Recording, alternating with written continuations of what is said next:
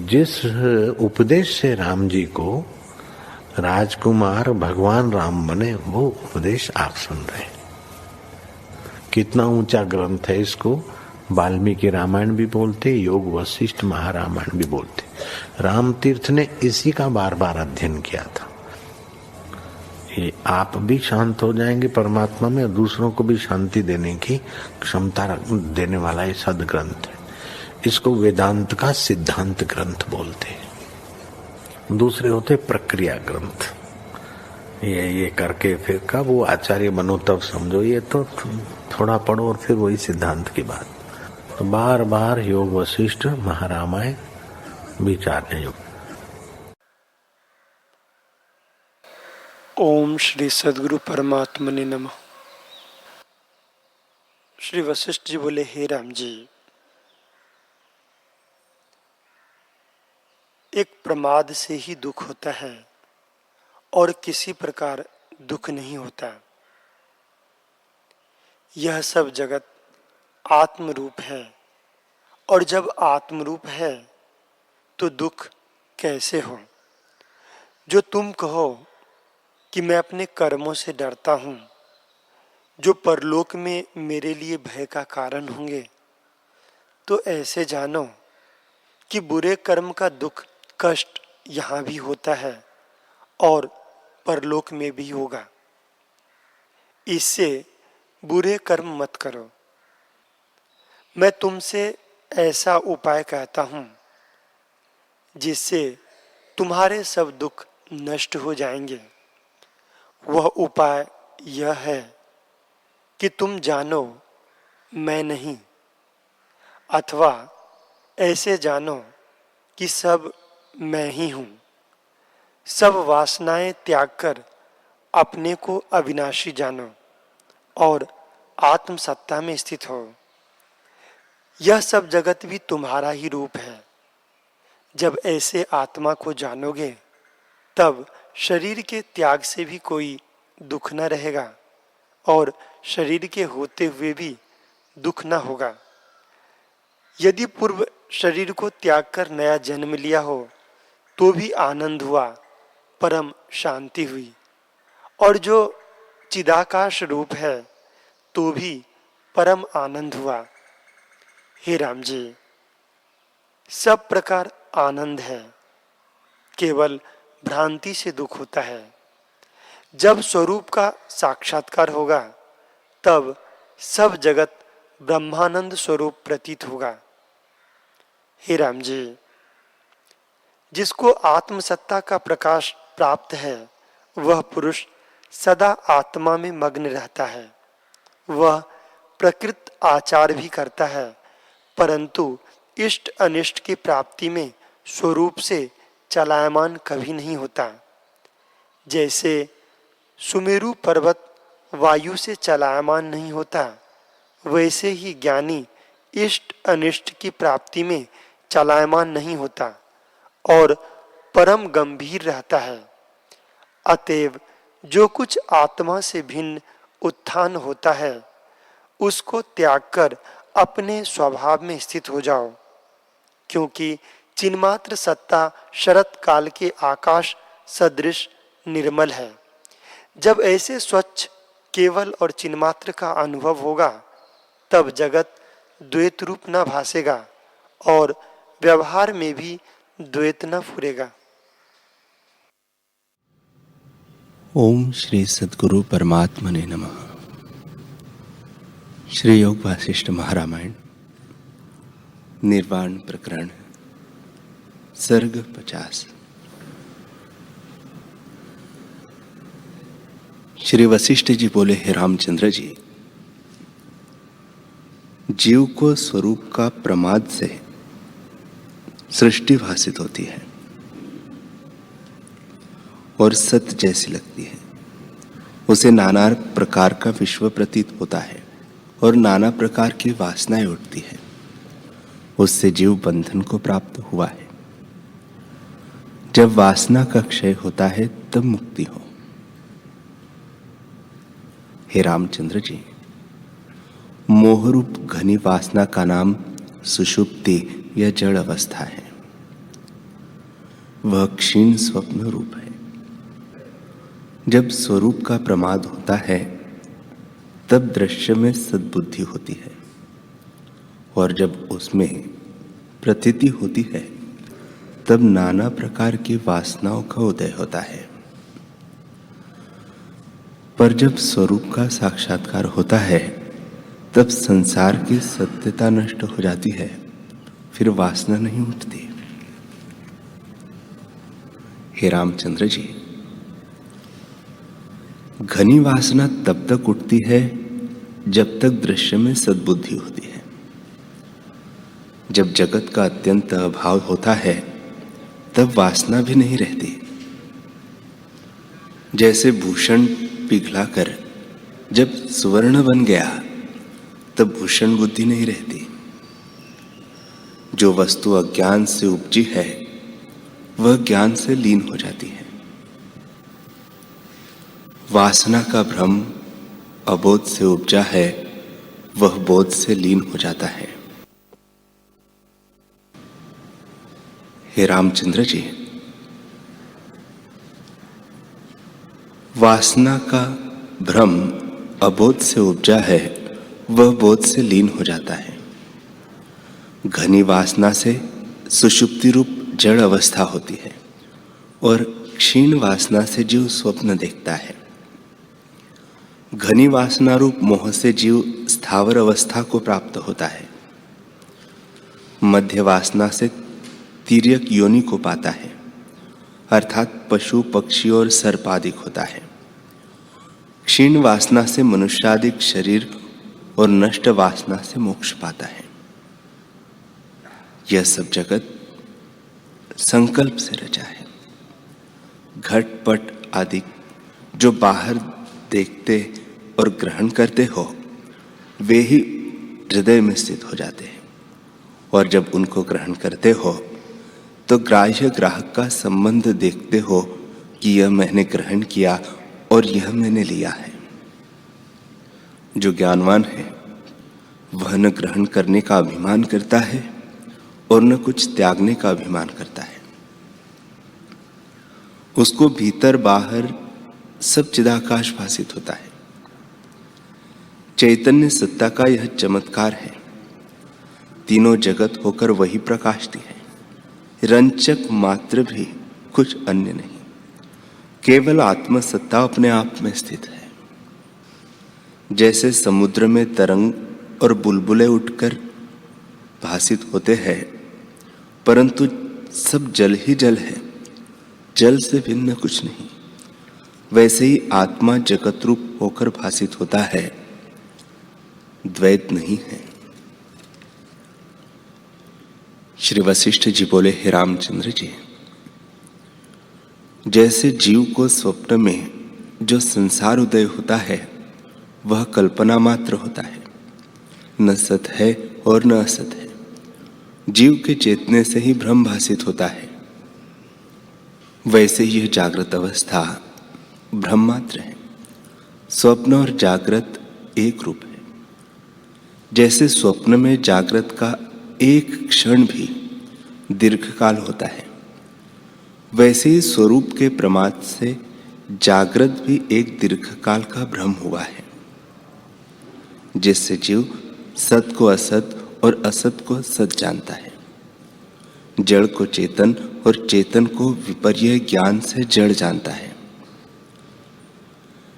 जैसे स्वप्न में एक ही जीव अनेकता को प्राप्त होता है, वैसे ही आदि जीव एक से अनेक होकर भासित होता है। जैसे किसी स्थान में चोर का भ्रम भासित होता है, वैसे ही आत्मा में तीनों जगत का भ्रम भासित होता है। जैसे सुषुप्ति में स्वप्न भ्रम उदय होता है, वैसे ही अद्वैत तत्व आत्मा में जगत का भ्रम होता है। आत्मा अनंत सर्वगत जीव का बीज रूप है। जैसा उसके आश्रय में स्फुरण होता है, वैसे ही सिद्ध होकर वह भासित होता है। हे रामचंद्र जी, जिस पुरुष की स्वरूप में स्थिति हुई है वह सदा निसंग होकर विचरता है जैसे आगे चलकर द्वापर में विष्णु जी के निसंगता के उपदेश से अर्जुन मुक्त होकर विचरेंगे, वैसे ही हे महाबाहो तुम भी विचरो। हे राघव, पांडु के पुत्र अर्जुन जैसे सुख से जन्म व्यतीत करेंगे और सब व्यवहारों में भी सुखी और स्वस्थ रहेंगे, वैसे ही तुम भी निसंग होकर विचरो। राम जी ने पूछा, हे ब्राह्मण, पांडु के पुत्र अर्जुन कब होंगे और कैसे विष्णु भगवान उनको निसंग होने का उपदेश करेंगे? श्री वशिष्ठ जी बोले, हे रामचंद्र जी, अस्थि तन्मात्र तत्व में आत्मा अधिक संज्ञा कल्पित ही है। जैसे आकाश में आकाश स्थित है, वैसे ही निर्मल तत्व अपने आप में स्थित है। जैसे सुवर्ण में भूषण और समुद्र में तरंग उठते हैं, वैसे ही आत्मा में 14 प्रकार के प्राणी फिरते हैं। जैसे जाल में पक्षी भ्रमते हैं, वैसे ही जगत में जीव भ्रमते हैं।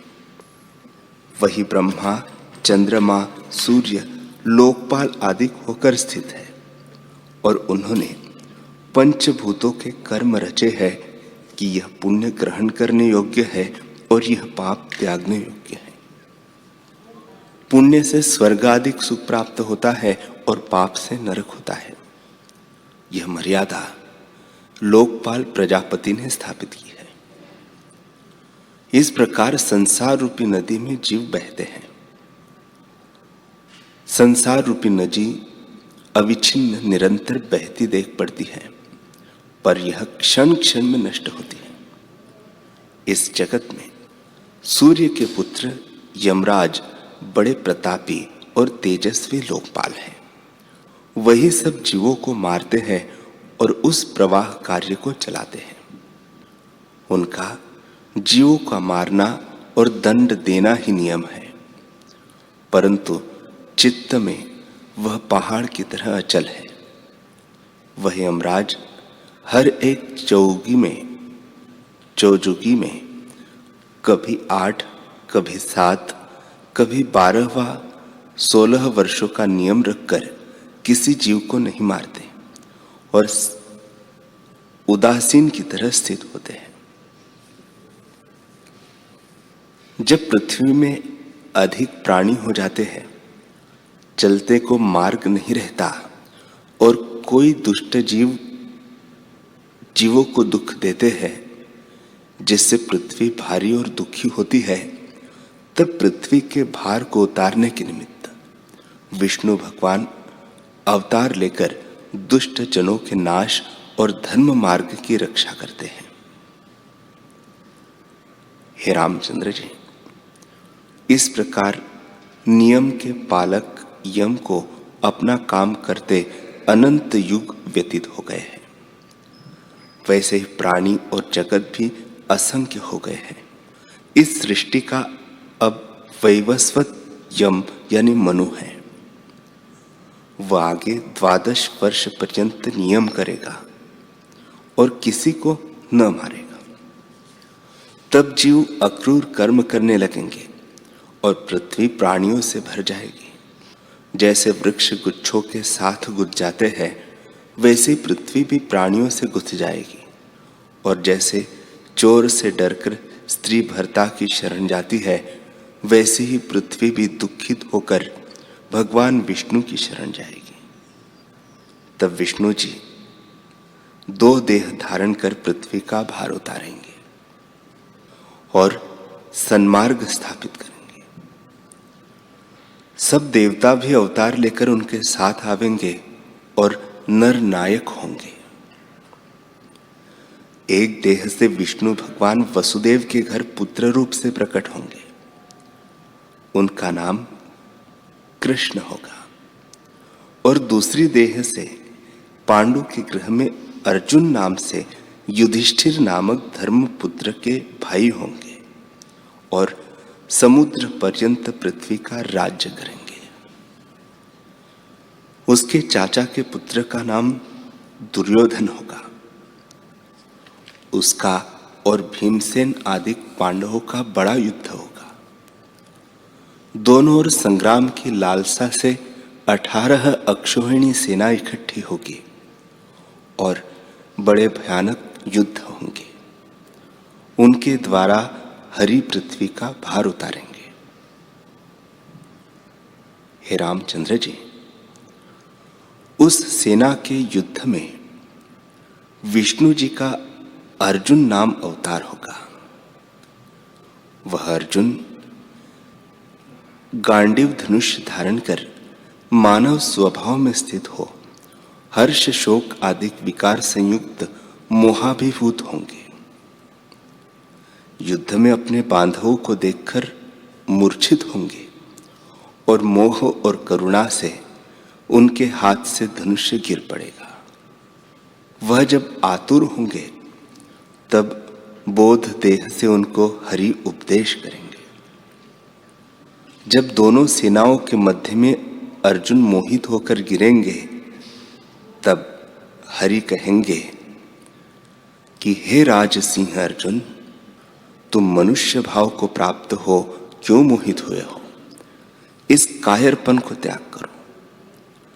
तुम तो परम प्रकाश आत्म तत्व हो। तुम सबका आत्मा, आनंद, अविनाशी, आदि अंत मध्य से रहित, सर्वव्यापी, परम अंकुश रूप, निर्मल, दुख के स्पर्श से रहित, नित्य, शुद्ध, निरामय हो।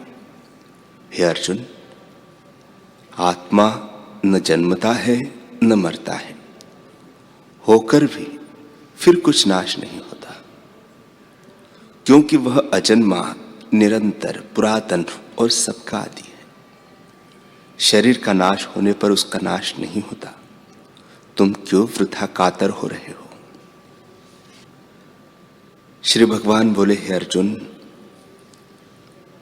जो इस आत्मा को मारने वाला और मरता मानते हैं वे आत्मा को नहीं जानते। यह आत्मा न मरता है और न मारता है, क्योंकि जो अक्षय रूप निराकार आकाश से भी सूक्ष्म है, उस आत्मा परमेश्वर को कोई किस प्रकार मार सकता है? हे अर्जुन, तुम अहंकार रूप नहीं हो। इस अनात्म अभिमान रूपी मल को त्याग करो। तुम जन्म मरण से रहित मुक्त रूप हो। जिस पुरुष को अनात्म में अहम भाव नहीं और जिसकी बुद्धि कर्तृत्व भोक्तृत्व से लिप्त नहीं होती, वह पुरुष सब विश्व को भी यदि मारे तो भी उसको नहीं मारता और ना ही उसे बंधन होता है। हे अर्जुन, जिसको जैसा दृढ़ निश्चय होता है उसे वैसा ही अनुभव होता है। इससे यह मैं, मेरा इत्यादि जो मलिन संवित निश्चय है उसे त्याग कर स्वरूप में स्थित हो। जो ऐसी भावना में स्थित नहीं होते और आपको नष्ट होता मानते हैं, वे सुख दुख भोगते और राग द्वेष में जलते हैं। हे अर्जुन, वे अपने त्रिगुण रूप असंख्य कर्मों में बंधते हैं। शब्द, स्पर्श, रूप, रस, गंध, इनसे पांचों तत्व आकाश, वायु, अग्नि, जल और पृथ्वी उपजे हैं और उन भूतों के अंश श्रवण, त्वचा, नेत्र, जिह्वा और नासिका अपने विषयों में स्थित है। ये इंद्रियां अपने विषयों को ग्रहण करती है। नेत्र रूप को, त्वचा स्पर्श को, जिह्वा रस को, नासिका गंध को और श्रवण शब्द को ग्रहण करते हैं। उसमें अहंकार विमूढ़ व्यक्ति अपने को कर्ता मानता है। सोचता है कि मैं देखता हूं, मैं सुनता हूं, मैं स्पर्श करता हूं, स्वाद और गंध लेता हूं। हे अर्जुन, ये सब कर्म कलना से रचे गए हैं। इंद्रियों से कर्म होते हैं और अहम भाव से जीव वृथा क्लेश का भागी होता है। बहुतों ने मिलकर कर्म किया और उनका अभिमानी होकर एक ही जीव दुख पाता है। बड़ा आश्चर्य है कि देह और इंद्रियों से कर्म होते हैं और जीव उनका अभिमानी होकर सुख दुख और राग द्वेष से जलता है। इससे इनका संग और अभिमान त्याग कर अपने स्वरूप में स्थित हो।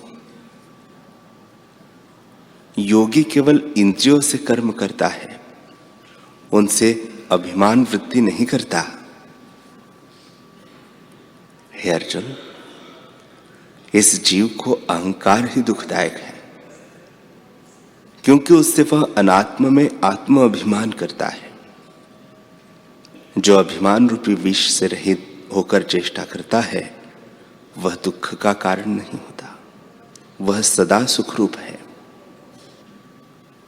हे अर्जुन, जैसे सुंदर शरीर विष्ठा और मल से मलिन हुआ हो तो उसकी शोभा जाती रहती है, वैसे बुद्धिमान पुरुष यदि शास्त्र का वेत्ता और गुणों से संपन्न भी हो, पर यदि अनात्म में आत्म अभिमान करे तो उसकी शोभा जाती रहती है।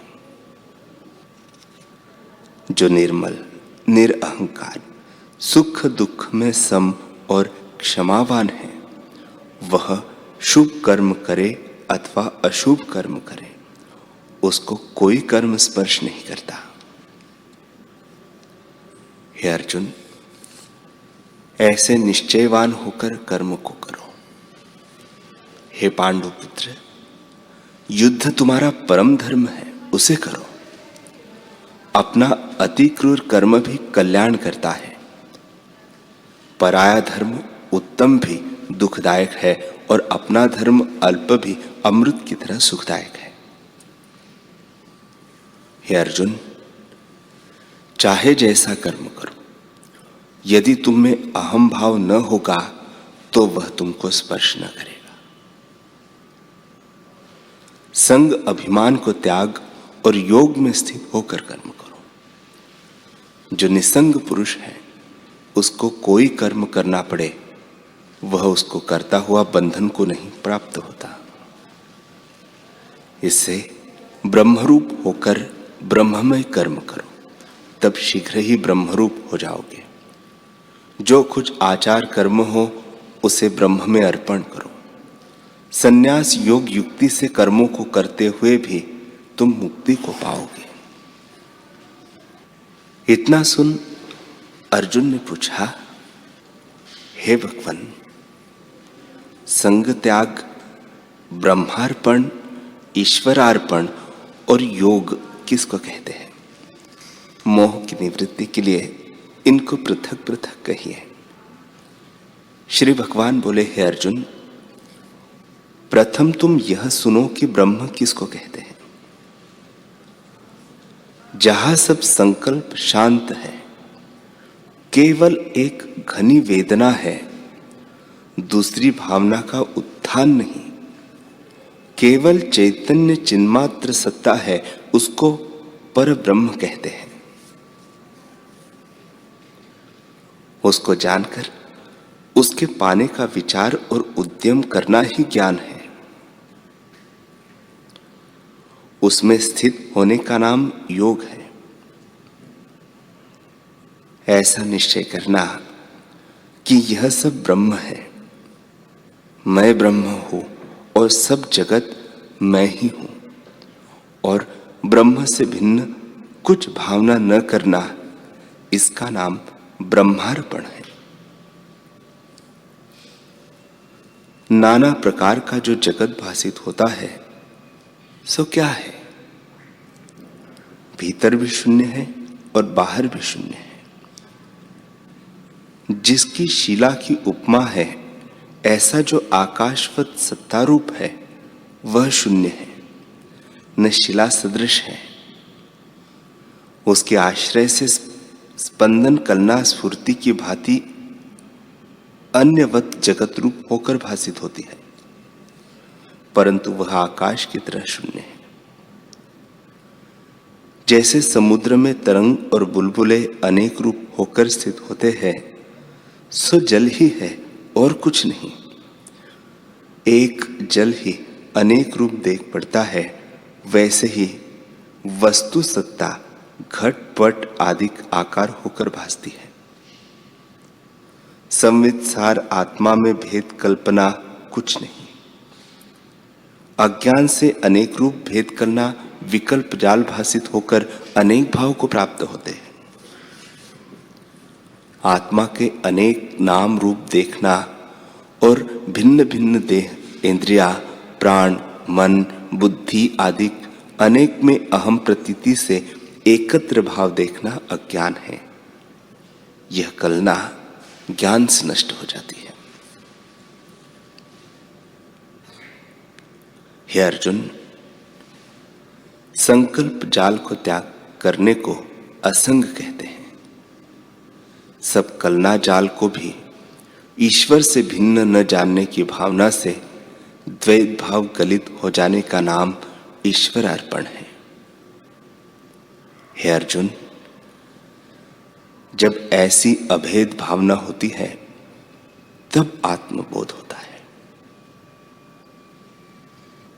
बोध से सब शब्द अर्थ एक रूप भासित होते हैं। सब शब्दों का एक ही शब्द भासित होता है और एक ही अर्थ सब शब्दों में भासित होता है। हे अर्जुन, सब जगत मैं हूं, दिशा और आकाश मैं हूं, कर्म, काल, द्वैत, अद्वैत मैं ही हूं। तुम मुझ में मन लगाओ, मेरी भक्ति करो, मेरा ही भजन करो और मुझ ही को नमस्कार करो, तब तुम मुझको ही प्राप्त होंगे। हे अर्जुन, मैं आत्मा हूं और तुम मेरे ही परायण हो।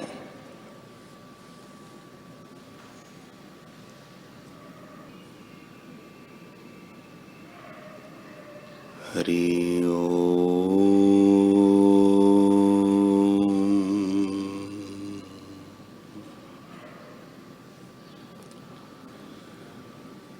हरि ओम।